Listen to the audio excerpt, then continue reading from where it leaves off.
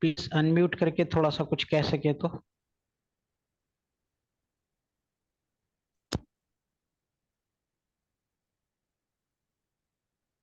अस्सलाम वालेकुम। मुश्ताक साहब, आपकी मेहरबानी। जो ये वालेकुम सलाम ऑनलाइन सर। मीटिंग आपने जो है ना ऑनलाइन मीटिंग आपने जो है ना ऑर्गेनाइज की है। और हमारे साथ अमजद भी है। और इनको अगर हम कंटिन्यू रखेंगे, हमारे टीचर्स जितनी एफर्ट्स कर रहे हैं, जितना काम कर रहे हैं, और आप उनको जो है ना टाइम टू टाइम जो फीडबैक दे रहे हैं, मैं कहता हूँ ये बहुत अच्छा काम है। और इसको आगे भी हमें कंटिन्यू करना है। और हम तो कहेंगे, मैं पार्टिसिपेंट हैं, इतने हमारे साथी हैं जिन्होंने कोर्स किया है 4 डिस्ट्रिक्ट्स में ये असेसमेंट का। तो वो अगर हमें जो है ना sample paper online atoms subject wise हमें जो है ना भेजेंगे, तो वो बहुत अच्छा होगा। हम जो एटम बैंक बनाने जा रहे हैं, तो वो अगर एटम बैंक ये हमारे साथियों के साथ जो है ना मिलके, और वो जो एटम भेजेंगे उनको रिव्यू करेंगे हमारे सब्जेक्ट एक्सपर्ट्स। उसमें मुश्ताक साहब भी होगा, और जो जितने साथी जिन्होंने अपना एज मास्टर ट्रेनर रहे हैं डिस्ट्रिक्ट वाइज, तो वो भी इनको रिव्यू करेंगे, सब्जेक्ट वाइज रिव्यू करेंगे। ऑनलाइन जो है वो एटम बैंक जो है ना हम बनाना चाहते हैं। तो मैं कहता हूँ ये अच्छे एफर्ट्स हैं, और हमारे सारे टीचर्स, सारे साथी, सारे पार्टिसिपेंट इसमें जो है ना हिस्सा लेंगे। Thank you very much. Over mister Mushtaq.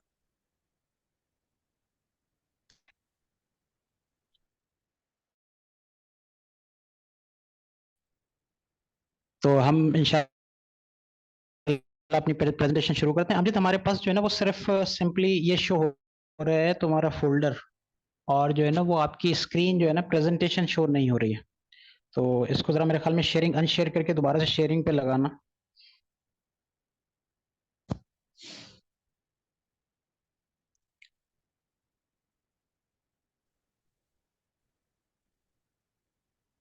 जी, इसको मेरे ख्याल में स्लाइड शो पे भी कर लें।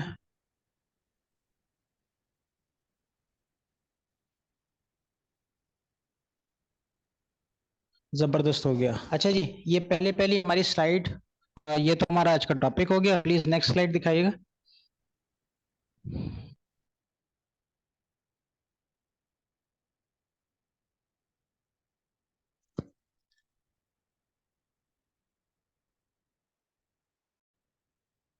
अमजद जी, सेकंड वाली साइड, जी हाँ, बस ये ठीक है, जबरदस्त। तो ये हमने आपसे कमिटमेंट किया था कि हम आपके ये ऑनलाइन सेशन यहाँ पर मुनक्किद करवाएंगे, जिसके आज सेकंड जो है हमारा ऑनलाइन सेशन है।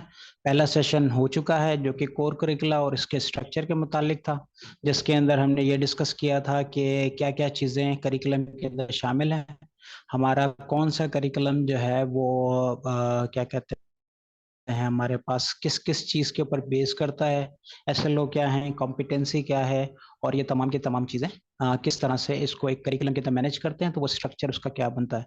अगर किसी से ये मिस हो गई है तो ये ग्रुप के अंदर ही हमारे पास इसकी वीडियो भी रखी हुई है, और यूट्यूब के ऊपर भी इसकी वीडियो पड़ी होगी, तो आप उसको वहां से भी कैचअप कर सकते हैं।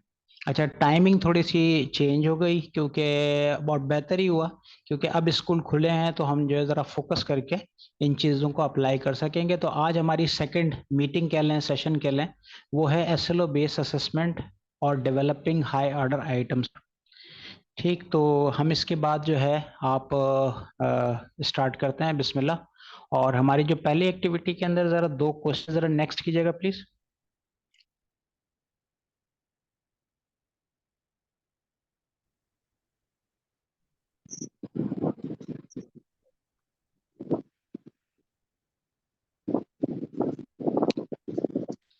अच्छा जी, पहला क्वेश्चन ये है। इस क्वेश्चन को जरा सा 1 मिनट के लिए मैं रोकता हूँ और सिर्फ आपसे ये पूछता हूँ, आप अपने पास इसको कहीं पे लिख लें, सिर्फ इसका जवाब कि कौन सा इसके अंदर करेक्ट सीक्वेंस है नेशनल करिकुलम का, जिसके अंदर सब पे टॉप के ऊपर क्या चीज होती है, उसके बाद क्या चीज होती है, उसके बाद क्या चीज होती है, और आखिर में क्या चीज होती है। स्क्रीन पे जो नजर आ रहे हैं ऑप्शन ए के अंदर है, सबसे पहले एसएलओ होता है, फिर कॉम्पिटेंसी होती है, फिर स्टैंडर्ड होते हैं, फिर बेंचमार्क होते हैं। बी के अंदर बता रहा है कि कॉम्पिटेंसी होती है, फिर स्टैंडर्ड होते हैं, फिर बेंचमार्क होते हैं और फिर एसएलओ होते हैं। सी के अंदर बता रहे हैं कि पहले बेंचमार्क होते हैं, फिर स्टूडेंट लर्निंग आउटकम होते हैं, फिर स्टैंडर्ड होते हैं और फिर कॉम्पिटेंसी होती है। और डी के अंदर जो है हमें बताया जा रहा है कि कॉम्पिटेंसी पहले होती है, फिर स्टैंडर्ड होते हैं, फिर एसएलओ होते हैं और फिर बेंचमार्क होते हैं। तो आपका जो भी, थोड़ा सा हम 10-20 सेकंड लेते हैं और आपको कहते हैं कि आप इसमें से कोई सा भी ऑप्शन चूज करके अपने पास बस कहीं लिख लें।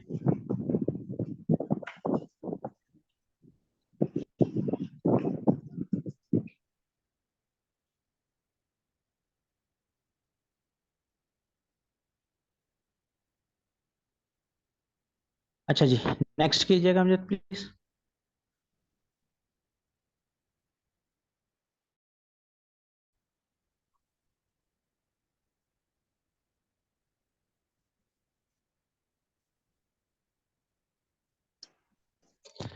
अच्छा जी, नेक्स्ट क्वेश्चन हमारे पास है कि content and activities in text books are designed according to, यानी कि जो टेक्स्ट बुक होती है उसके अंदर जो मवाद होता है और जो सरगर्मियां होती हैं, यानी कंटेंट और एक्टिविटीज जो होती हैं, वो किस तरह बनाई, किस बेस के ऊपर बनाई गई होती है। स्टैंडर्ड पे बनाई गई होती हैं, बेंचमार्क पे बनाई गई होती हैं, कॉम्पिटेंसी पे बनाई गई होती हैं, या एसएलओस के ऊपर होती हैं।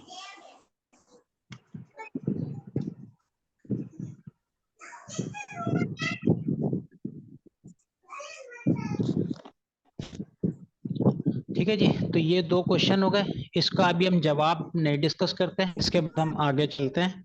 अमजद प्लीज नेक्स्ट कीजिएगा। अच्छा, किसी के अगर वो वॉइस ऑडियो की प्रॉब्लम हो रही है तो प्लीज अपना जैक जो है वो निकाल के दोबारा लगाएं और उसके अंदर जो है वो ऑप्शन जो आता है ना जहाँ पे म्यूट होता है उसके ऊपर क्लिक कर दें तो आपकी वो ऑडियो कनेक्ट हो जाएगी प्लीज। अमजद ने भी चैट के अंदर वो ऑप्शन तरीका बता दिया। अच्छा जी, अब एक सबसे बड़ी बात जो हमने पहले भी डिस्कस की थी, यकीनन आपकी ट्रेनिंग के अंदर ये बात हुई होगी कि 2006 का जो करिकुलम था वो ऑब्जेक्टिव बेस्ड करिकुलम था, और सॉरी 2002 का जो करिकुलम था वो ऑब्जेक्टिव बेस्ड था, और 2006 के अंदर जो पहला करिकुलम बना, यानी कि जो पहला करिकुलम जो स्टैंडर्ड बेस्ड था वो बनाया गया। ऑब्जेक्टिव बेस्ड के अंदर क्या होता है कि ऑब्जेक्टिव्स होते हैं टीचर्स के, और टीचर सेंटर्ड ये करिकुलम होता है। लेकिन जो स्टैंडर्ड बेस्ड करिकुलम होता है उसके अंदर जो मेन चीज बनी थी वो एसएलओस बनाए गए, और जो कि स्टूडेंट के लिए थे। यानी कि अगर कोई वहां पर एसएलओ लिखा गया होगा तो वो एसएलओ इस हिसाब से लिखा गया होगा कि बजाय इसके कि टीचर्स को पढ़ाए, बच्चा उसको एक्वायर करेगा, बच्चा उसको हासिल करेगा, बच्चा वो करके दिखा सकेगा। तो वो खास चीज थी उस स्टैंडर्ड बेस्ड करिकुलम के अंदर जो अब तक हमारे पास चल रहा है। अच्छा, इसके बाद ये जब करिकुलम अगर इम्प्लीमेंट करते हैं तो एसएलओस की बेस्ड के ऊपर ये सारी की सारी लर्निंग स्टूडेंट सेंटर्ड हो जाती है। स्टूडेंट सेंटर से मुराद ये है कि अब जो भी होगा उसके अंदर टीचर बस एक फैसिलिटेटर होगा, और स्टूडेंट जो होंगे वो सब मिल के जो है उसके ऊपर काम करेंगे और उसको एक्वायर करने की कोशिश करेंगे। अमजद प्लीज नेक्स्ट कीजिएगा।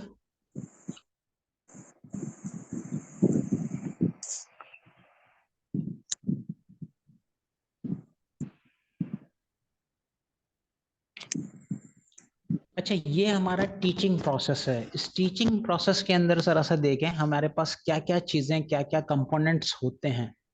तो यहाँ पर जो मेन आइटम है वो सारा का सारा है एसएलओ बेस्ड के ऊपर। ये एसएलओ जो है, अभी हमने क्वेश्चन भी पूछा था कि वो जो टेक्स्ट बुक के अंदर तमाम की तमाम चीजें क्या बेस्ड होती हैं, तो उसका जवाब यही था कि वो एसएलओ बेस्ड होती हैं।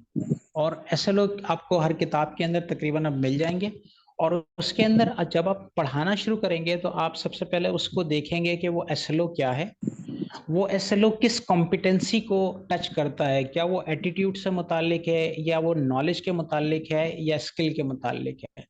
एटीट्यूड को यूं समझ लें कि क्या वो बच्चा जो है उसके बारे में अपना कोई जज्बात हासिल करेगा, नॉलेज क्या वो कोई चीज समझेगा, और स्किल क्या वो कोई चीज करके दिखाएगा। तो ये जो सबसे पहली चीज होगी हमारे पास, उसको फोकस करना है एसएलओस को। और एसएलओस के बाद जो नेक्स्ट चीज होगी, आपने सेलेक्ट करना है मटेरियल। ये मटेरियल जरूरी नहीं है कोई टेक्स्ट बुक ही हो, जैसे हमारे पास टेक्स्ट बुक का ही कॉन्सेप्ट है और टेक्स्ट बुक को ही जो हम इस्तेमाल करते हैं। अच्छा, इसके अलावा बहुत सारा मटेरियल हो सकता है उस एसएलओ तक पहुंचने का, जिसमें कोई वीडियो हो सकती है, कोई ऑडियो हो सकती है, ठीक है। और इसी तरीके से कुछ मुख्तलिफ किस्म की चीजें जो हैं वो उसके अंदर हो सकती हैं। अच्छा,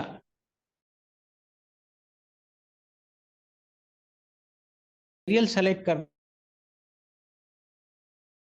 पाकिस्तान के बारे में, सिंध के बारे में कुछ पढ़ाना चाहते हैं और आपने कोई वीडियो सेलेक्ट कर लिया, तो उस वीडियो को आपने जरूर ये देखना है कि वो ऑथेंटिक जरिए से आ रही है, किसी की ब्लॉग से या कहीं और से तो वीडियो नहीं बनी हुई जिसको उसके बारे में पता ही ना हो। इसके बाद जब आप मटेरियल सेलेक्ट कर लेंगे तो फिर आपको मेथड सेलेक्ट करना है कि मेथड आप किस तरीके से इसको पढ़ाएंगे। तो पढ़ाने के लिए बहुत सारे तरीके हो सकते हैं, कोई प्रोजेक्ट बेस्ड लर्निंग हो सकती है, कुछ लेक्चर हो सकता है, कुछ एक्टिविटीज हो सकती हैं। आपने बस ये देखना है कि जो आप पढ़ाना चाहते हैं वो इफेक्टिव है या नहीं है। जरूरी नहीं है कि तमाम के तमाम जो भी लेक्चर हो वो इनफेक्टिव हो। तो आप जरा इसको कोशिश करके देख लीजिए कि ये इफेक्टिव है या नहीं है। उसके बाद जो आएगी खास चीज, वो होगी असेसमेंट। और असेसमेंट के अंदर सिर्फ हमें समेटिव असेसमेंट नहीं करनी, हमें फॉर्मेटिव असेसमेंट भी करनी है, समेटिव भी करनी है और परफॉर्मेंस बेस्ड असेसमेंट भी करनी है, जिसके अंदर हमने पहले भी डिस्कस कर चुके हैं। एक एक लाइन के अंदर हम ये दोबारा से डिस्कस कर लेते हैं कि फॉर्मेटिव वो होती है जो आप पढ़ाते हुए करते हैं, जो कंटिन्यूस होती है। Summative at the end of year होती है या टर्म के आखिर के अंदर होती है। और परफॉर्मेंस वो चीजें होती हैं जो प्रैक्टिकल होती हैं। अच्छा, आज हमारा टॉपिक यही है, एसएलओ के जरिए जो है टीचिंग और असेसमेंट कैसे होती है, और उसके अलावा जो है उसके ऊपर हाई ऑर्डर क्वेश्चन कैसे बनाए जाते हैं। तो नेक्स्ट जो चीज है, नेक्स्ट कीजिएगा।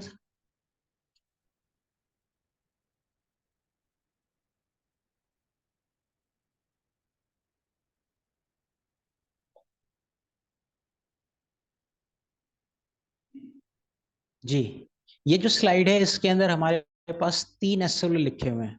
जरा इस एसएलओ को एक नजर देखें।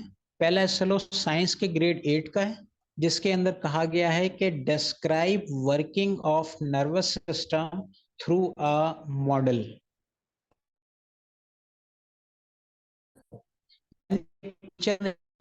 बच्चा जो है वो डिस्क्राइब करने के काबिल होगा कि वो नर्वस सिस्टम को, ठीक आसाबी निज़ाम को किसी मॉडल के जरिए एक्सप्लेन डिस्क्राइब कर सके, या एक्सप्लेन का लफ्ज भी इसके लिए इस्तेमाल कर सकते हैं, वो बता सके कि नर्वस सिस्टम के अंदर क्या चीज़ क्या पार्ट प्ले करती है।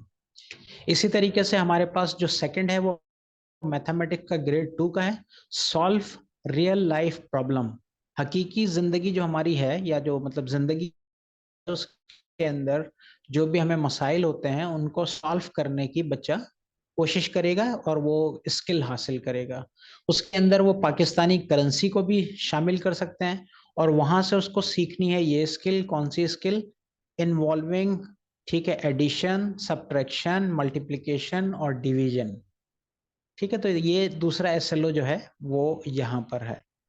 अच्छा, अब तीसरा एसएलओ सिंधी का है, जिसके अंदर लिखा हुआ है पंहिंजन मुशाहिदन ख़यालन तर्जबन के तजर्बन के मरबूत रवां ऐं मुनासिब अंदाज में लिखण जी सलाहियत पैदा करे सके। तो बच्चा जो है वो अपने ख्यालात को, अपने ऑब्जर्वेशंस को, अपने एक्सपीरियंस को मरबूत यानी रब्त वाले तरीके से, रवां यानी फ्लुएंटली, और मुनासिब अंदाज में एप्रोप्रिएट तरीके से लिखने की सलाहियत पैदा कर सकेगा। अच्छा जी, अगर आप यहाँ पे देखें तो यहाँ पर कुछ चीजें रेड हुई हुई हैं, और वो रेड जो है वो कीवर्ड है। कीवर्ड हमें बताएंगे कि ये किस लेवल का जो है ये एसएलओ है और उसको किस तरीके से पढ़ाना है। अगर कहीं पे सिर्फ डिफाइन करना होगा तो हमें सिर्फ डेफिनेशन बतानी होगी। अगर कहीं सॉल्व करना है तो वो चीज करके दिखानी है, बच्चे उसको करके दिखाएंगे। कहीं डिस्क्राइब करना है तो बच्चा सिर्फ उसको एक्सप्लेन करेगा, उसको सिर्फ बता सकेगा किसी चीज के जरिए, किसी लेबलिंग के जरिए, किसी और तरीके से। लिखने का वो अगर होगा तो उसको किस तरह से लिखना है, क्या लिखना है, कितना लिखना है। तो ये तमाम की तमाम चीजें बेस करेंगी, या जो एसएलओ बेस करेगा वो करेगा किसके ऊपर, अपने कीवर्ड के ऊपर। और कीवर्ड के बाद जो इसकी मुख्तलिफ चीजें हैं वो इसके अंदर शामिल होती चली जाएंगी। जैसे कि मिसाल के तौर पे पहला वाला वो देखें, वर्किंग विद नर्वस सिस्टम के साथ मतलब उसका उसने अफाल बताने उसको, और उसके साथ साथ जो है ना उस मॉडल के साथ जो है उसको एक के जरिए हमारा टाइम शॉर्ट हो जाए तो आप लोग याद रखिएगा, हम दोबारा इसी लिंक के ऊपर कनेक्ट हो जाएंगे। अच्छा जी, इसके बाद नेक्स्ट कीजिएगा जरा प्लीज सर।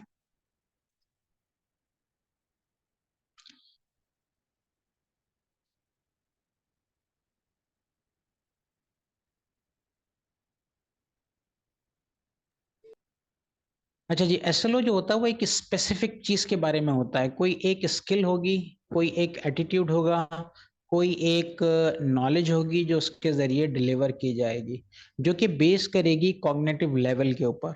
ये कॉग्निटिव लेवल जो है हमने पहले इसके ऊपर पहले भी मतलब हम लोग देख चुके हैं और क्लास के अंदर इसके अंदर काम हो चुका है, जिसके अंदर रिमेम्बरिंग यानी कि सिर्फ रिकॉल करना किसी बात को, सिर्फ ये देख लेना कि क्या चीज है। मिसाल के तौर पे कायद आजम कहाँ पैदा हुए, ठीक है, या पाकिस्तान का दारुल खिलाफा क्या है, या पाकिस्तान के मशरिक के अंदर कौन सा मुल्क वाक़ है, पाकिस्तान कौन से बहीरा के किनारे आबाद है। तो ये सिर्फ रिमेम्बरिंग के होंगे। अंडरस्टैंडिंग के अंदर बच्चा उसके अंदर समझ पैदा करेगा, दो चार इंफॉर्मेशन के जरिए किसी चीज को एक्सप्लेन कर सकेगा, किसी चीज की एग्जाम्पल बता सकेगा। अप्लाई करना, उसने जो भी नॉलेज हासिल की है उस नॉलेज को जो है वो अच्छे तरीके से किसी भी न्यू सिचुएशन के अंदर जो है ना वो उसको इस्तेमाल कर सकेगा। बार बार रिपीटेशन नहीं, बल्कि उसको जो भी उसने नॉलेज हासिल की है उस नॉलेज के जरिए उसको अप्लाई कर सकेगा एक नई किसी कंडीशन के अंदर।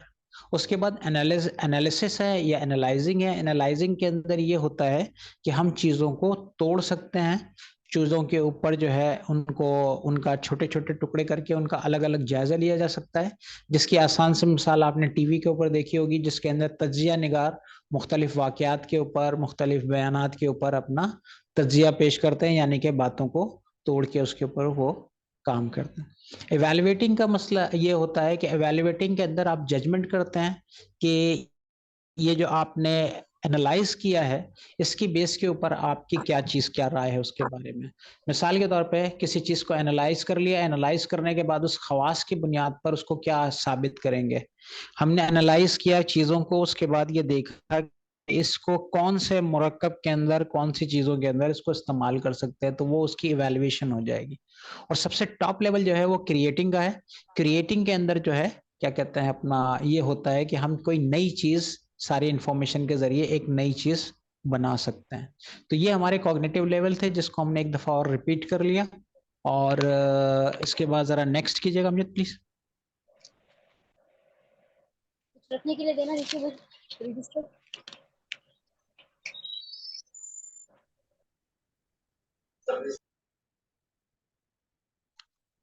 अच्छा, हमारा जो काम है वो अक्सर ये होता है कैटेगराइजेशन के अंदर या पढ़ाने के अंदर, यानी कि हमारा करिकुलम भी ज्यादातर इन लेवल के ऊपर रहता है, नॉलेज, अंडरस्टैंडिंग और एप्लीकेशन के ऊपर।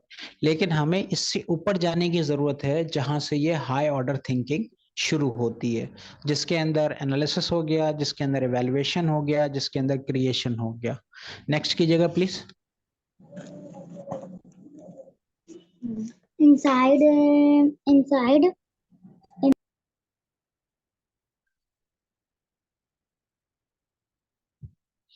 अच्छा जी, जब हम एसएलओ को ब्रेक कर रहे हों या आइटम लिख रहे हों या हाई ऑर्डर की तरफ जाएं, तो आपको ये चीज भी फोकस करनी है कि आपने किस कॉम्पिटेंस को टच करना है, यानी कि वो नॉलेज के ऊपर है, वो एटीट्यूड के ऊपर है, या वो स्किल के ऊपर है।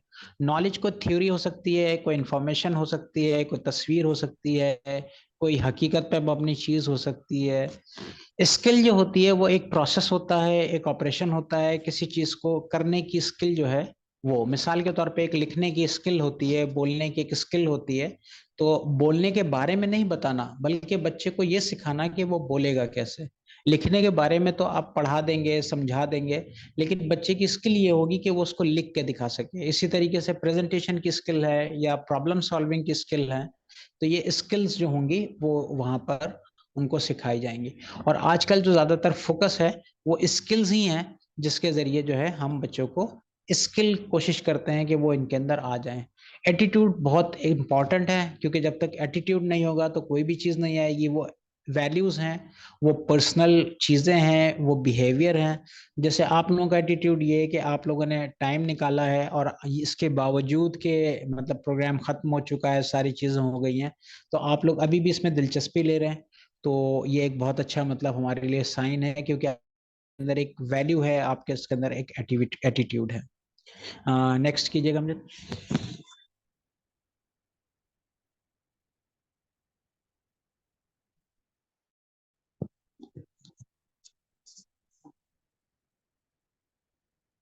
अच्छा जी, हाई ऑर्डर थिंकिंग। अब यहाँ से हम इसको स्टार्ट करते हैं कि हम हाई ऑर्डर आइटम्स को कैसे लिखेंगे और किस तरह से उसको बनाएंगे, क्योंकि अक्सर यही हो रहा है हमारे पास भी अभी भी। जैसे जो स्टार्ट करते हैं, इवन कि हम भी जब कभी आइटम लिखते हैं, सवाल लिखते हैं, तो वो अमूमन लो ऑर्डर के ही क्वेश्चन होते हैं। Next please.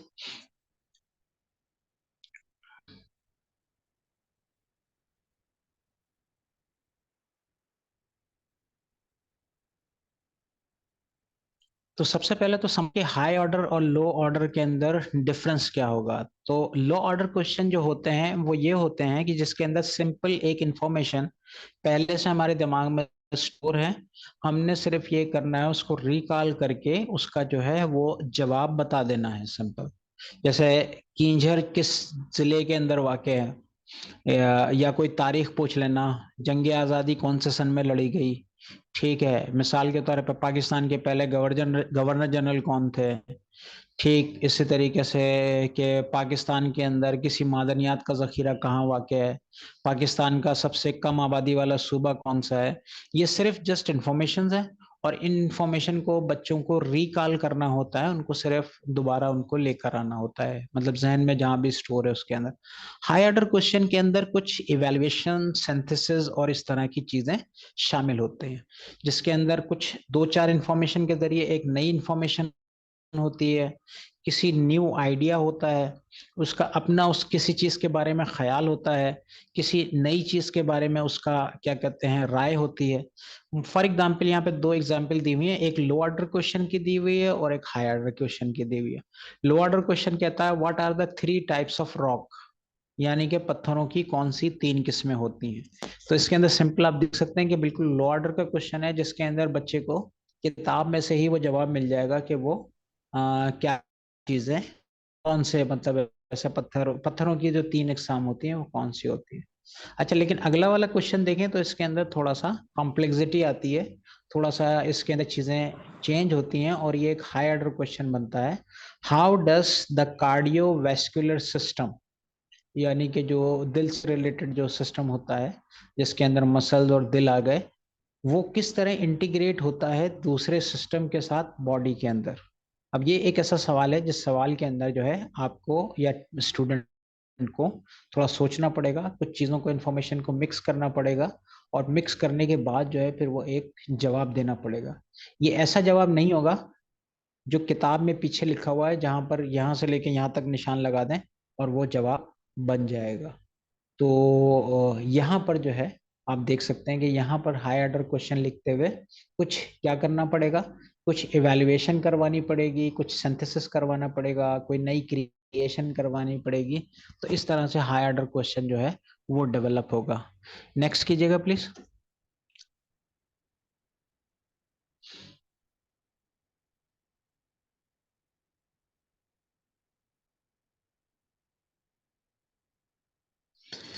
ये जी, इससे अब ये बनता है रिमेंबर, अंडरस्टैंड, अप्लाई। इवन के अप्लाई का क्वेश्चन बनाना थोड़ा सा मुश्किल होता है। जो हम बनाते हैं शुरू शुरू के अंदर वो सिंपल रिमेंबर के ही क्वेश्चन हो जाते हैं, और अंडरस्टैंड के क्वेश्चन भी किसी हद तक थोड़े बहुत हो जाते हैं। तो उसके साथ साथ क्या हो सकता है कि हम जो है वो अप्लाई के